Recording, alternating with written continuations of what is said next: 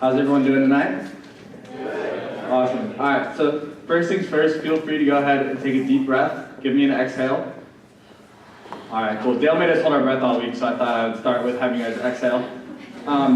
Yeah, thanks for laughing. That was supposed to be kind of funny at least. So, all right, so quick backstory. This doesn't have anything to do with my talk or tonight really, but it's just for me to have some fun. So about whenever the World Series was, I made a bet with Dylan Heap.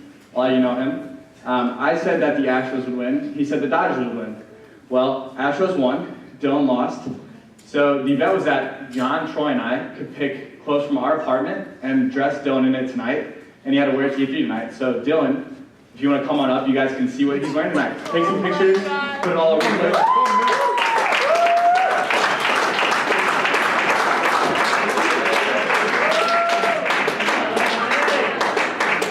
So as you guys can see, he's wearing boots, and then he's got some long pink socks on. This was a full team effort. I mean, we got stuff from Troy, from John, and myself. Dylan, how are you feeling? Great. Do you guys think he looks good? I don't think I've ever rocked anything more in my life. I like the tie. Did you plan the Christmas colors there? Cool. Also, yeah, Dylan's actually not wearing Imperial headwear, so you guys, if you want to report into the sauce, yeah, no, I'm kidding. Alright, but yeah, so that really had nothing to do with tonight. I just anything to embarrass Dylan Heap, I'm going to do it all day. So, hope you guys enjoyed as much as we did. That was a month in the making, so it was very exciting. So that's over. So to start, I want to recap Dale's talk, just if you guys weren't here, so you have a chance to get caught up, and if not, just a quick reminder, because inhaling and exhaling kind of go together. Didn't know if you guys knew that, but it's important to know what she talked about. So the definition that Dale used was to breathe in, to take in. So she said this, she said, it's kind of like we are what we eat, but we are what we consume. And so we consume and take in a lot. Hey Gus. Gus to everyone. But anyway, so we intake a lot, some good, some bad. And the things that we inhale are crucial to our spirituality. And the number one way to make sure that the things that we inhale and the things that we consume is through a healthy prayer life and through a life that's like the purpose is chasing Christ's heart. Because if we take all these things in, even if it's good, but we do nothing with it, it serves no purpose. And so tonight I'm talking to you guys about exhale. The definition for exhale that I have is breathing out in a deliberate manner. So it's taking in all those things that we inhale on a daily basis and putting it towards a life that's Christ-filled and a life that's chasing after Christ's heart. Because like Dale said, if we inhale it all in but don't exhale, there's no purpose. So even if it's just having a discussion with a classmate or playing a sport or doing your homework with a friend, like whatever it is, we can have a purpose with it and we can lead that towards Christ.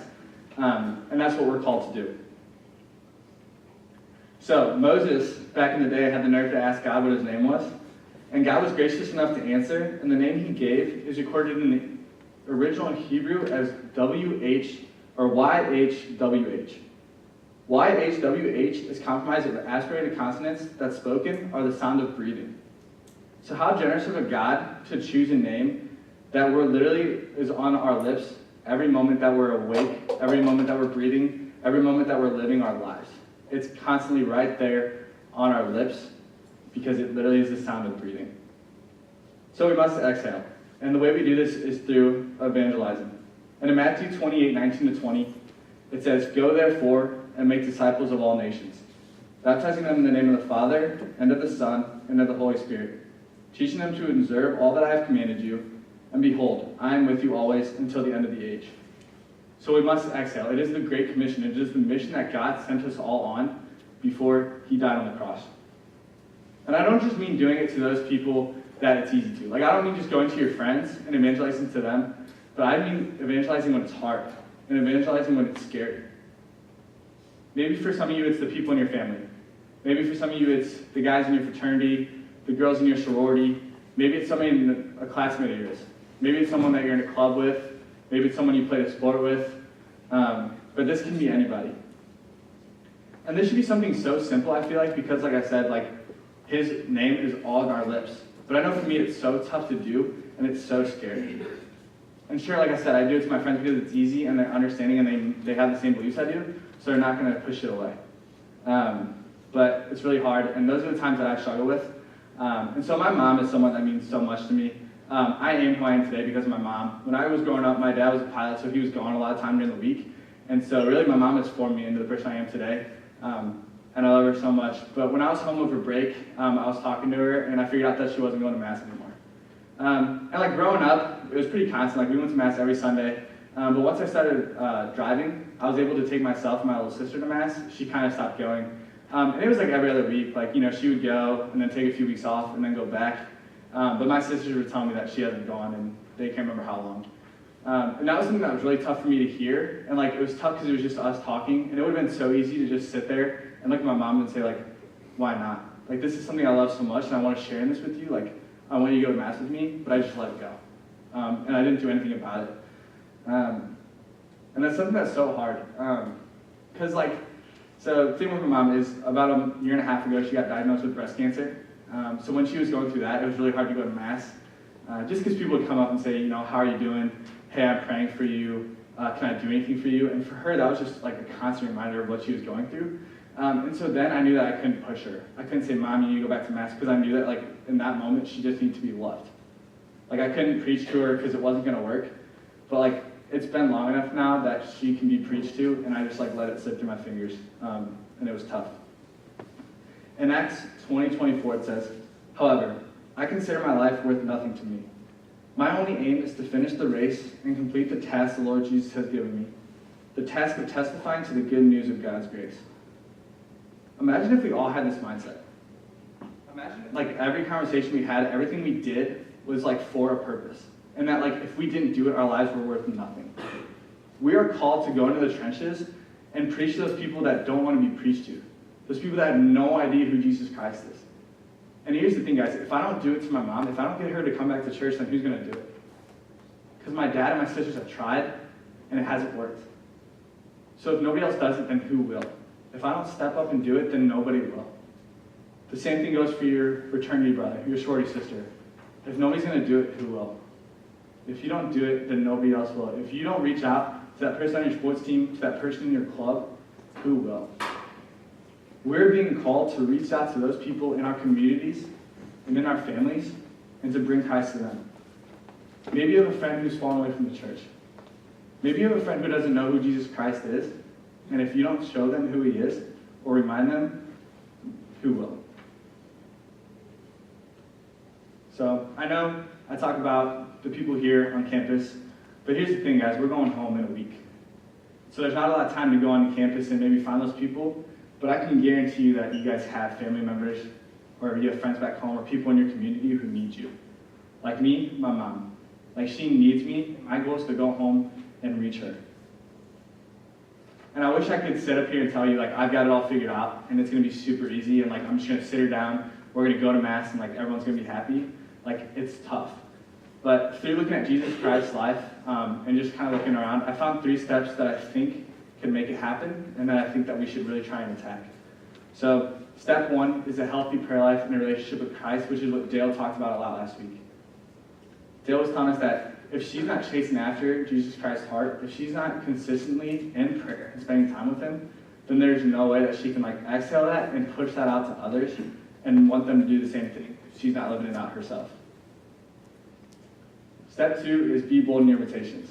So once we have this healthy prayer life and we have this relationship with Christ where we're chasing after his heart, we must invite people into this. And I know for me, I fall into the trap of sending a text or making a phone call and being like, hey, you should come to E3, or like, hey, you should come to this Bible study, or hey, you should come to Mass. And then like, that's it. Like, they're like, oh, yeah, maybe I'll go. And I'm like, oh, sweet, made the invite. And then like, I move on, and then they don't come. And so a big part about being bold is reaching out to a friend and telling them like, hey, I'm trying to get this guy to come to E3. Like, can you make sure that I'm constantly like reaching out to him? And don't let me stop doing it. And then like having a friend be like, yeah, like, of course, I want to help you. And maybe it's even like, hey, I'm grabbing lunch with this guy, do you want to come? Just so like at some point we can talk about it. So that's kind of part of being bold. And 2 guys that did this to me my freshman year were Ryan and Christian. So Ryan Barr, Christian Bosher, a lot of you older people know them. Younger people you might not. But when I was here at Welcome Week, they were the first 2 guys that I met at Newman. And they were just so good about showing me, like, they were just goofy, like, funny, quirky guys. But like, I could tell that there was something different about those guys.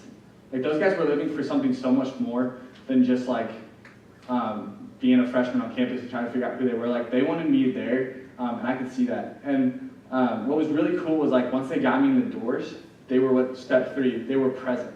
Like they didn't just push me in the doors of Newman and then like I never saw them again. Like they constantly invited me to E3. They invited me to Bible studies. They invited me to go golfing with them.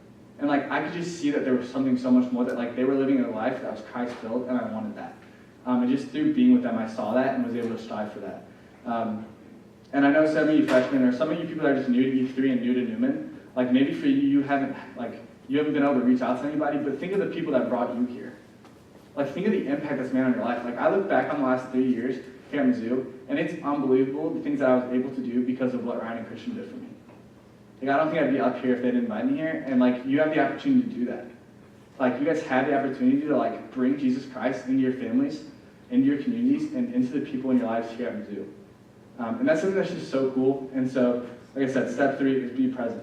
If you're going to talk the talk, you've got to be able to walk the walk. If I'm going to tell people that they should come here and they should live this life that's chasing after Christ, if I'm not doing the same thing, they're going to fall through the cracks. So those are the 3 steps. And if you guys don't believe me, like these aren't going to work, where did you get these? I pulled them from Jesus Christ and his life because he lived these 3 steps. He prayed to his Father daily and had a relationship with him.